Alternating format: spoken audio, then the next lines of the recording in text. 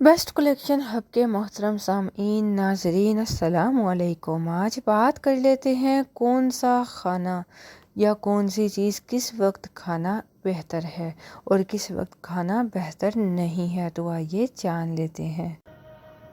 سب سے پہلے بات کر لیتے ہیں دودھ کی۔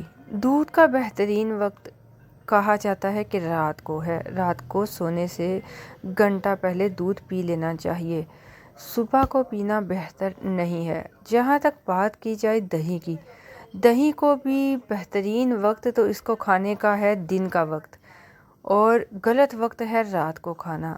چاول کی بات کر لی جائے، جو چاول بہت شوقین سے کھائے جاتے ہیں، تو اس کا بہترین وقت بھی دن میں ہے، اور اس کو رات کو کھانا اچھا نہیں ثابت ہوتا، اس سے صحت خراب ہوتی ہے۔